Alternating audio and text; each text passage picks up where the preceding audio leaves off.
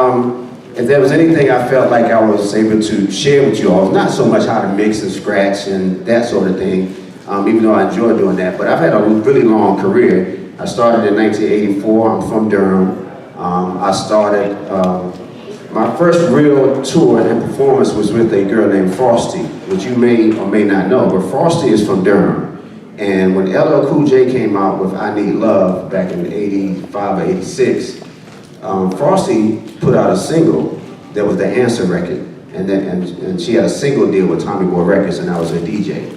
So, the hip hop scene, of course, in the Carolinas was really small then, but that was a big deal because Frosty's record was on the radio everywhere.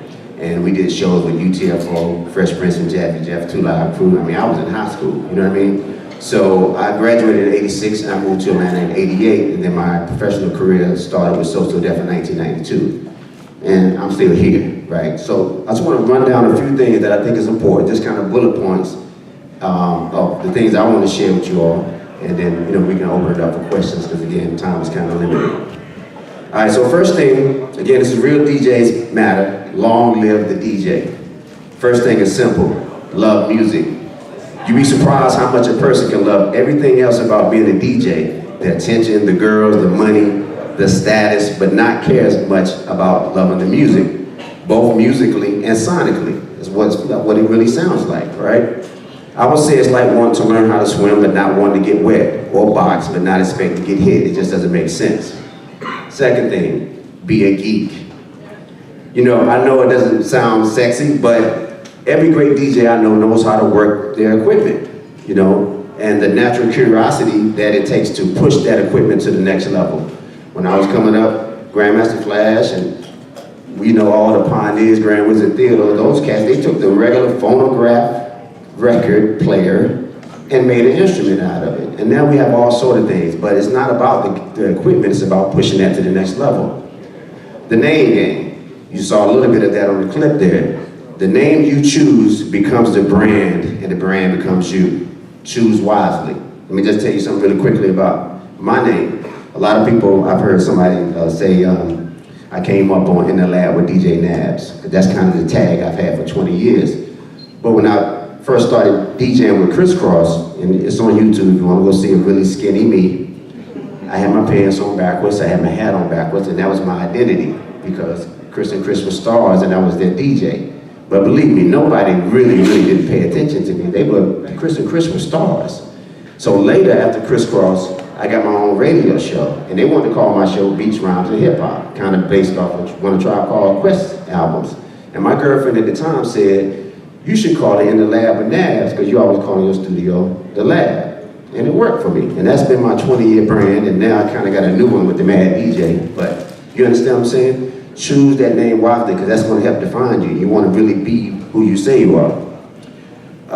The DJ as Custodian.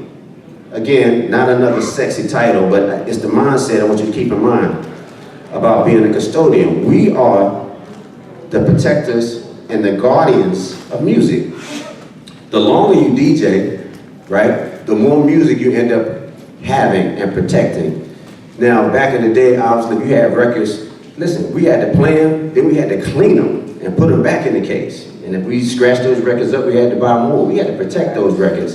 And I know you all are dealing with hard drive failure and that sort of thing. We got to back it up, triplicate it, right? Same thing. We guard the music. We keep it alive. There's not a, listen, I can play something on the radio now that I ripped from vinyl and have another DJ, all my young DJs text me and say, what is that record? Because they never heard it before. And it came from a vinyl record from 1994. You know what I mean? And that's not even going back that far. How you doing, brother? All right. So I'm saying we protect the music. We don't just play records. Let me not get ahead of myself. I got some more stuff. All right. Scratching the surface. I'm gonna go fast.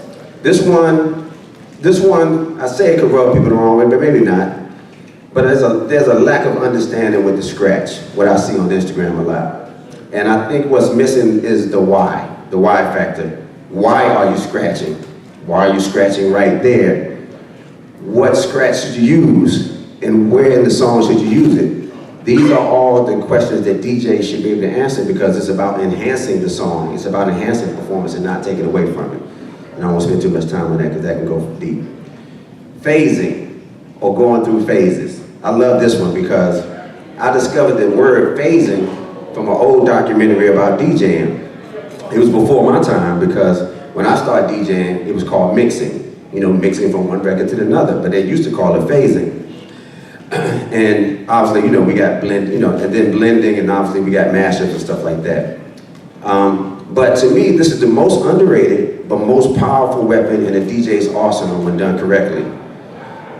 The end game when you DJ, in my belief, is to let people feel, not just hear the music.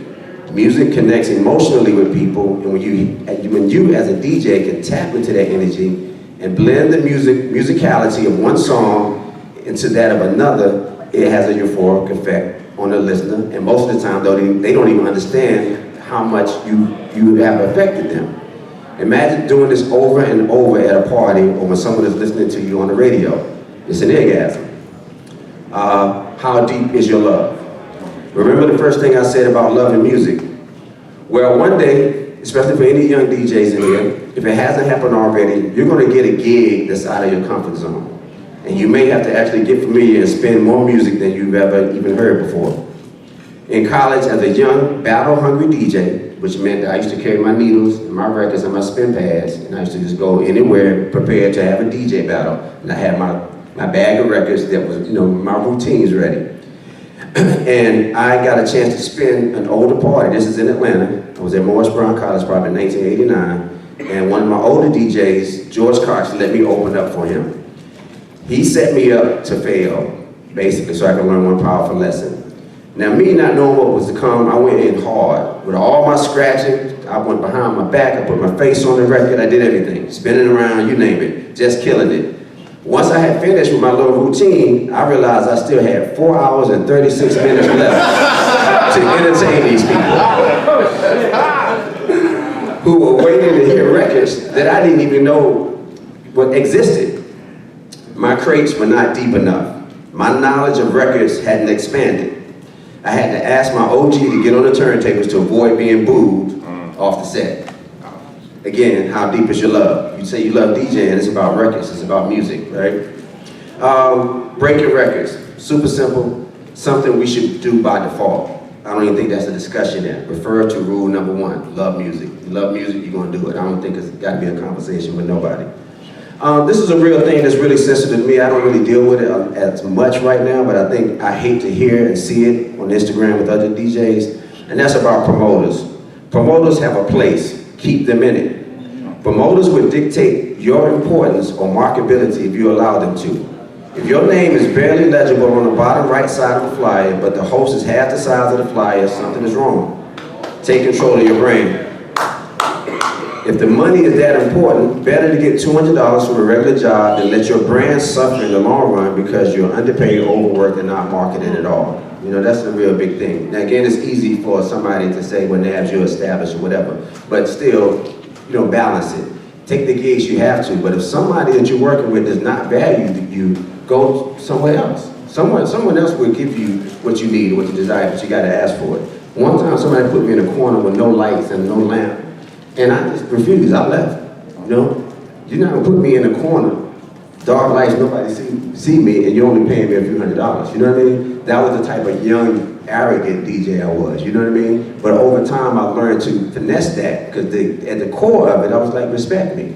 And that's all I'm saying. So deal with the promoters, but deal with them, you know, deal with them appropriately. This is a big one for me. These are the last 2. People don't owe you anything. I've had to learn this the hard way.